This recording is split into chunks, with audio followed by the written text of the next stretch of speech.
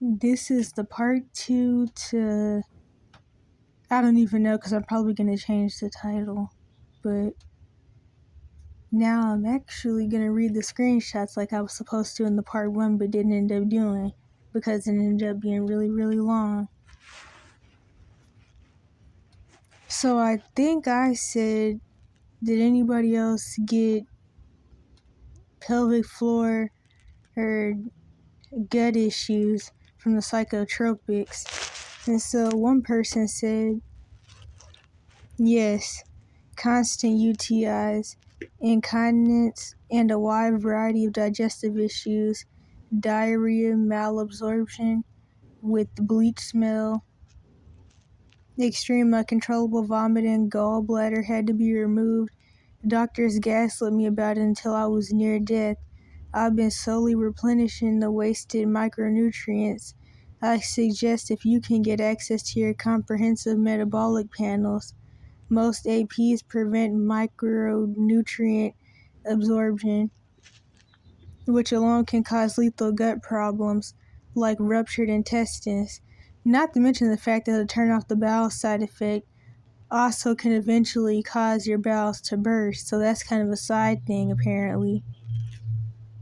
But that's because the anticholinergic side effects are anticholinergic. I don't know which way it's supposed to be pronounced, but those side effects can also cause the psychotropics to make you not be able to pee either. And there was this one time that happened. And of course I was told just drink water, as if I really hadn't drunk anything for 24 hours. And that had anything to do with Jack. All I drank was water at that, but that's a side story. And I was also gaslit with a similar phrase. Well, not even a similar phrase. I was also gaslit by being told just drink water when I had to turn off the bowel side effect too.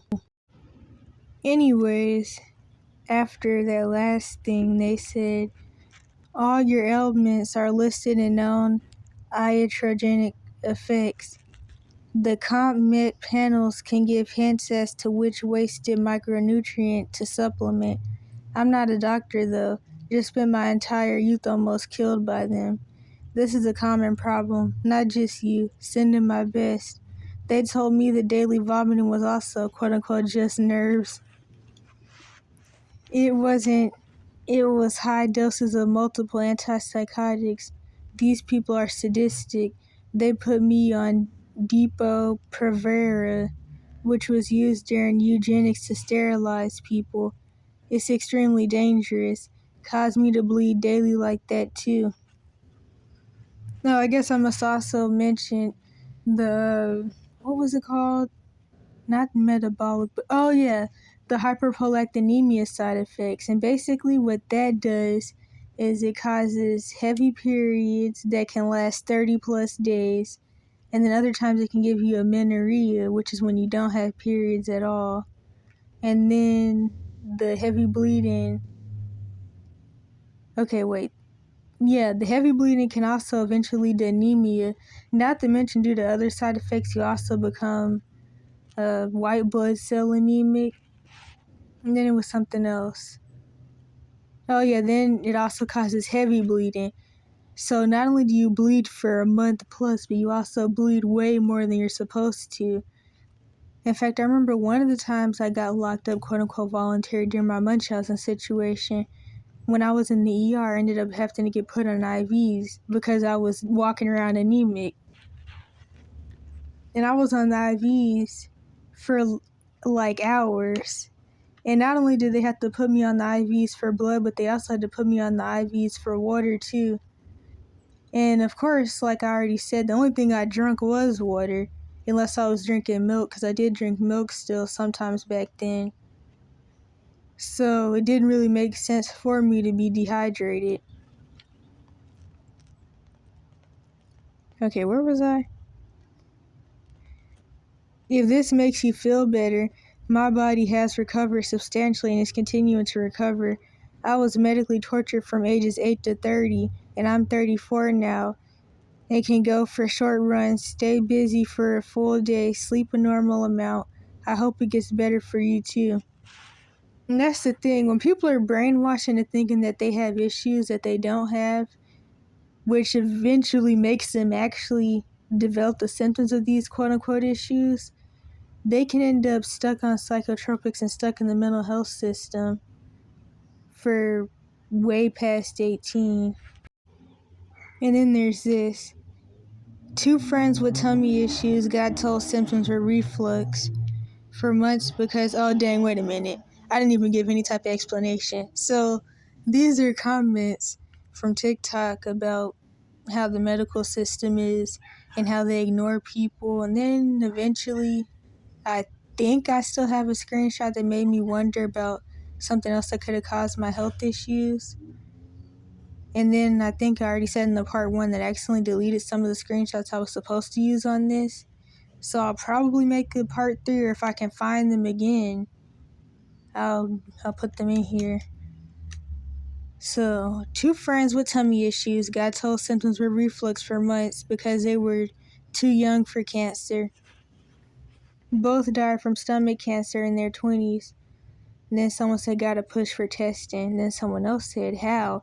They tell us we have mental health issues. They never listen. They sure don't. I think that's what they trained them to do and say. By the way, I don't remember what video this was under or what the video was about, but I'm assuming something to do with doctors not doing what they're supposed to do. 16-year-old brother went in for abdominal pain. They said it was gas. Later diagnosed stage 4 colon cancer. Died at 18. I'm sorry for your loss. You know your body best. If something feels off, don't give up and get second, third opinions. I'm 15 and been experiencing some symptoms. Went to a doctor and he barely cared since I was too young. Plus my parents, and there's something else I probably didn't screenshot, I guess. Every single time they just say you have anxiety. I had a tumor the size of a tennis ball, but no, it's just anxiety. Funny enough, I never had a doctor tell me that my symptoms of anything were just anxiety. Honestly, it would take fights for me to even go to the doctor for any problems I actually had. So it's like, basically I start having a problem in, let's say, 2022, and then I don't go to the doctor about it till 2025. And when I finally would go, they would play games, but I never had a doctor tell me this. I did have one of my abuser enablers tell me that some of my symptoms were just anxiety, but a doctor luckily hasn't. Although there was that one doctor that tried to tell me I was pregnant with an STD. And it's honestly like, and then I don't even think she tested me for pregnancy or STD. And that's a crazy thing to tell somebody and then send them home. Anyway, so the next comment. My heart has been acting up for years and my doctor has said the same thing, so I'm finding a new one. I haven't found a healthcare provider that cares. They run basic blood work that shows nothing. If we speak up, we get ridiculed for advocating. And this is why I said, or at least I think I said on here, but maybe I didn't. I think I did another video that like having mental labels in the system can make doctors not want to listen to you, but it's like, honestly, they're always going to find an excuse to not listen. And it seems like that's how the staff in these systems always are. They're always trying to find excuses to not help people, but they pretend that they are there to help, to cover up the fact that these systems are really just there for eugenics and control. Okay, wait a minute, there was something else I was supposed to say. Oh yeah, but it seems like even if somebody doesn't already have a mental health label in the system, the doctors are still going to try to make up one. In fact, there's been a couple stories I've heard throughout the years of people that ended up in the mental health system after trying to get a diagnosis for some physical health issue. At first I thought I was reading the same one I just read, but apparently this is just a different person with the same experience. Every time I go to the doctor, I get told I have anxiety, like, stop, not everything is anxiety. And then someone said, yep, I found out I had SVT. I have no idea what that stands for. Wasn't until I had to be cardioverted. I also found out some other things, waiting on results now. Told anxiety for years. I understand. I too am dismissed, exactly like you know your body. I do kind of remember what this video was about. Basically, the doctor was saying when you have certain symptoms, don't ignore it and to go to the doctor. This person said it's not that patients ignore it. We always tell the doctor and it's dismissed and told it's in our heads. It's frustrating. My mom was dismissed for 2 years until they told her, yes, it's cancer. And at this point, it's terminal. She now has to prepare to die. That's what they commonly do. They tell you that they don't know what's going on, and then they tell you that you have cancer or something once you're at stage 4. And this person said, I'm so sorry. And someone else said, you were right. I suffered with a huge stone in my gallbladder for more than 4 years in agony while the doctors told me it was all in my head. Here's a comment that made me think about the whole me having COVID in the summer 2020 in June. This person said they just found out that COVID causes a type of fungus to overgrow in the gut, leading to GI problems. I lived in a condo that had mold. I would get strep or a sinus infection almost every month. Ever since we moved, I haven't had an infection since. And this last person said a friend of mine left for an actual homeless shelter because the apartment she was approved for had mold everywhere. She chose a homeless shelter over mold. So this is what I was saying in the part 1, which was that I'm pretty sure, well, not I'm pretty sure, I definitely know now that some of the issues that I was having back when I was still living with relatives was definitely from mold toxicity. And I even remembered, once I started doing more research since I left, that my mom used to say that there was mold growing in the attic a little bit or something like that, and so did my older sister. And I do remember my mom did say something to the doctors about this when I did finally go to the doctor about the issues I was having. But of course, they were just ignoring her because, for one, in the Western world, they really don't even like to check you for mold, toxicity, and parasites. But I also think maybe they just wanted to pretend that they just thought this was the usual munch house and stuff that she would make up because they wanted an excuse to not check me for anything. And like I kept saying throughout my whole situation for years, I really honestly did want the doctors to actually do something because I really wanted to be treated for whatever while I was still in the age of having medical insurance, or at least better medical insurance. But anyway,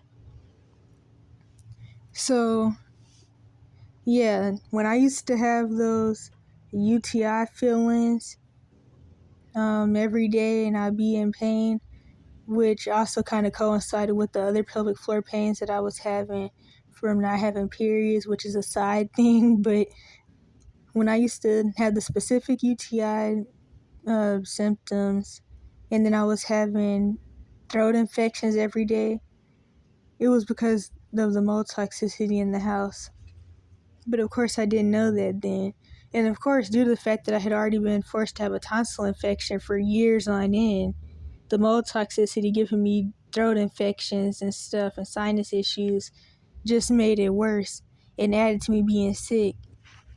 And then the COVID comment made me think about it. That also has something to do with like how I got sick, because like I said, or at least I think I said in the part 1, after I had got COVID in the summer 2020, I really stopped eating.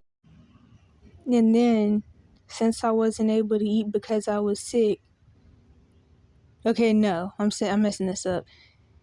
Even once I got better, I still didn't really have an appetite anymore. And that's kind of like an old issue that I had for a couple of years, probably since about 10, where like after I don't eat for a day or two, I completely lose an appetite and can continue to not really eat. that's an issue that I got from different food insecurity situations. But so there was that. And then it was something else where like my taste buds had got messed up and some other things that just made it hard for me to eat even after I didn't have COVID anymore. And so I started losing even more weight. And like I said, I had already lost a lot of weight when I was dropping down from the metabolic syndrome weight. Because this was still around the time of, well, this was a little after me being let off the drugs at early 14. And so this is, I don't know what else to say.